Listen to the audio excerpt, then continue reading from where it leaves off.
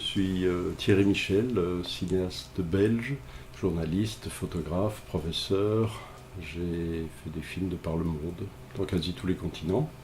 Beaucoup en Afrique, c'est vrai. Et particulièrement en République démocratique du Congo, où j'ai bourlingué pendant 20 ans pour faire une dizaine de documentaires qui m'ont valu bien des soucis, dont deux arrestations ont été très nombreuses, mais deux arrestations qui ont mené à mon expulsion du pays. Voilà, et je suis aujourd'hui interdit de séjour en RDC. Les documentaires que je fais, même s'ils ont une valeur d'investigation et journalistique, je veux filmer les gens, et les situations et les institutions. Donc ne pas seulement dire, mais voir. Et entrer un peu comme un ver dans le fruit au cœur de ces institutions, ou de ce monde. Si je veux filmer les multinationales au Katanga, je vais essayer de filmer tous les grands patrons les plus importants de ces multinationales au Katanga. Aller à l'intérieur des sociétés, ne pas rester à l'extérieur en récoltant seulement la voix des ONG ou la voix des journalistes locaux.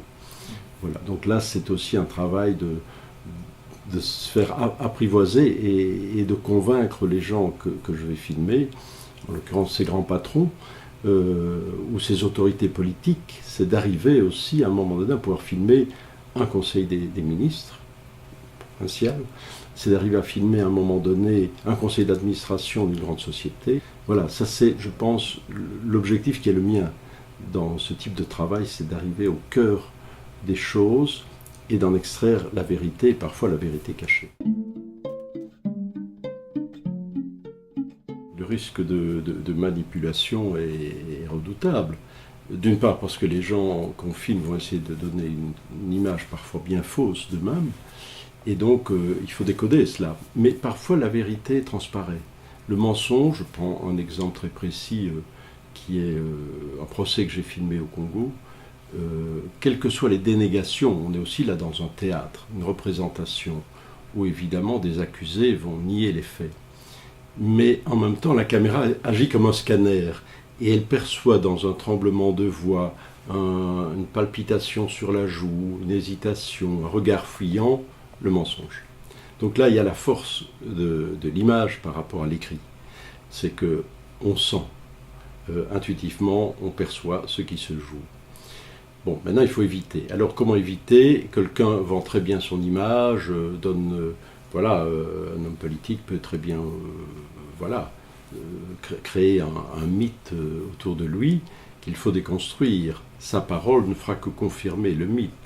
Mais là, c'est vrai qu'il faut le contre-champ, c'est-à-dire la parole des autres, la parole de ceux qui le connaissent, de ceux qui ont travaillé sur lui. Et là, on peut aller voir tout d'un coup des opposants, des ONG, des journalistes qui vont tout d'un coup décrédibiliser cette parole, ou en tout cas la relativiser, en apportant des éléments parfois, et soi-même.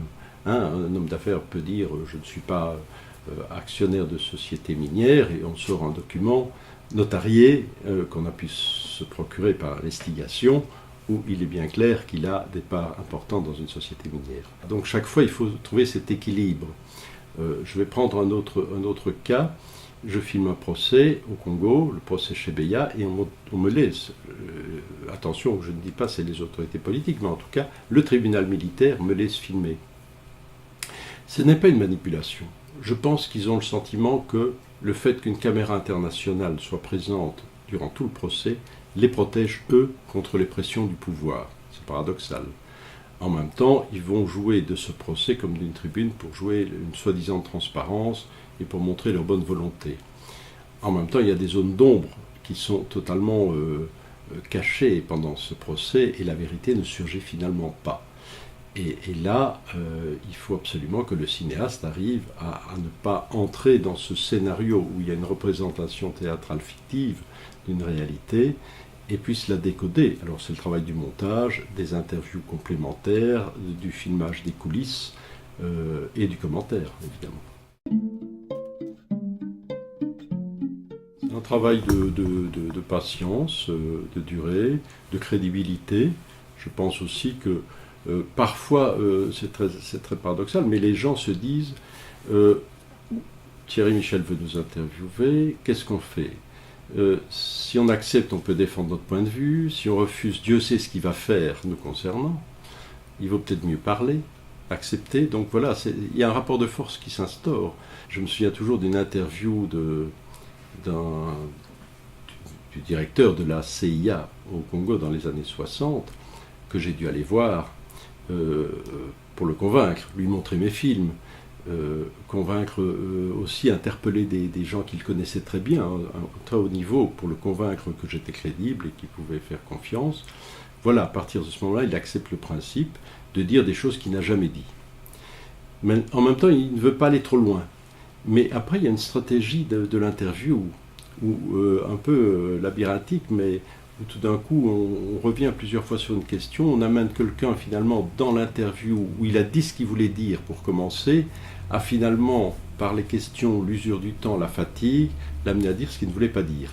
En l'occurrence, à dire, oui, c'est vrai, Lumumba, j'avais reçu l'ordre de l'éliminer physiquement. Jusque-là, il disait de l'éliminer politiquement. Ce jour-là, il va lâcher, à un moment donné, dans l'interview, de l'éliminer physiquement. Je pense aussi que dans l'interview, il se rend compte que je connais beaucoup de choses, et donc s'il ne le dit pas lui-même, ce sera dit par d'autres, et donc il vaut mieux qu'il le dise lui-même. Il le dit parce que j'avais reçu un ordre. Un ordre de qui, j'ai dit, de la présidence des États-Unis.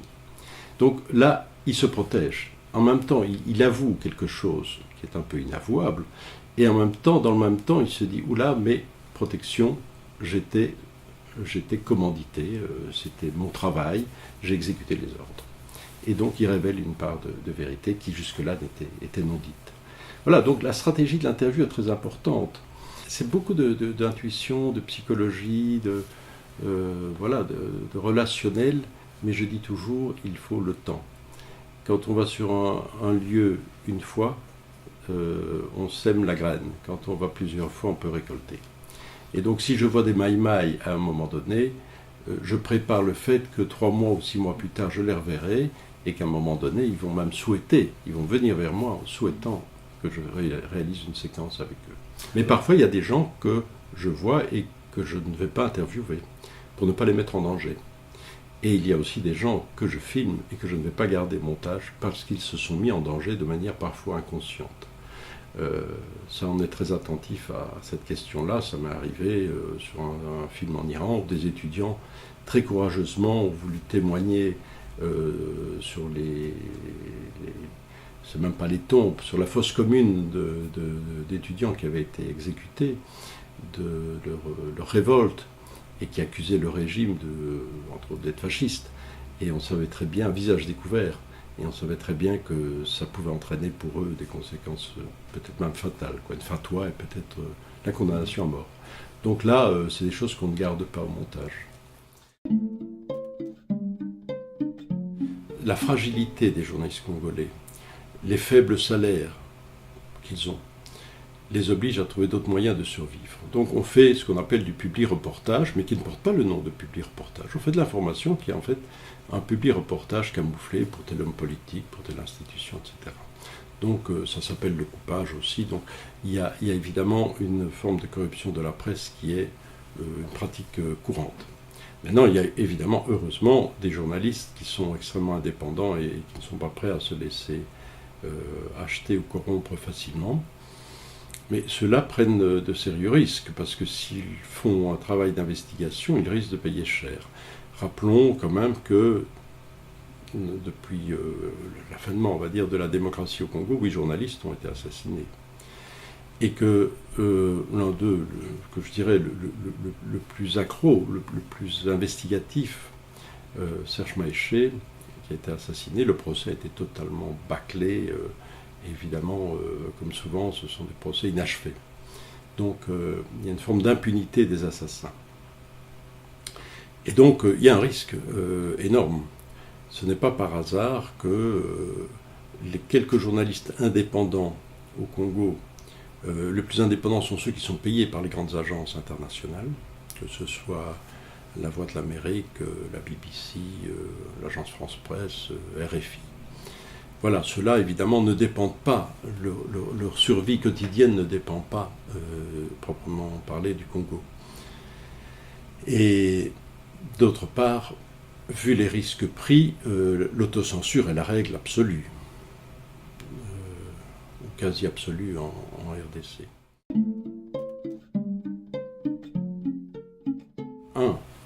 Il faudrait qu'il n'y ait pas de ministère de l'information. Je crois que la liberté de la presse fait que dans tous les pays démocratiques, en général, il n'y a plus de ministère de l'information.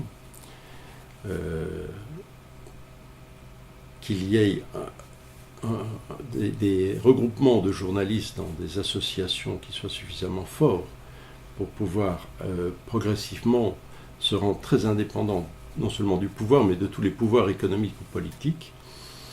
Voilà, c'est pas individuellement, je pense qu'aujourd'hui les journalistes peuvent affronter toutes les questions qui sont les leurs, c'est collectivement. Bon, après, un journaliste, il doit assurer sa survie. Si sa survie dépend de son seul travail de journaliste, il est quand même extrêmement fragilisé, sauf s'il travaille pour des institutions comme au Congo, par exemple, Radio Okapi, où les journalistes sont payés correctement et qui dépendent de financements internationaux. Donc pour les autres, la situation n'est pas simple, mais bon, il y en a qui ont cette endurance, ce courage, cette ténacité, ce travail sur le long terme aussi, et qui connaissent très bien leur dossier. Mais beaucoup, malheureusement, et ça j'en ai quand même bien l'expérience lors de mes différents documentaires en RDC, venaient vers moi me donner les informations. Parce qu'ils ne pouvaient pas les rendre publiques. Ils avaient investigué. Ils savaient exactement ce qui s'était passé. Il faut prendre l'affaire Chebeya, mais je pourrais prendre d'autres affaires que j'ai suivies. Ils avaient tous les éléments. Ils n'osaient pas les rendre publics. Et donc ils attendaient que je puisse moi faire ce travail, pour lequel ils m'ont beaucoup aidé d'ailleurs. Et bon voilà, ça c'est la réalité d'aujourd'hui.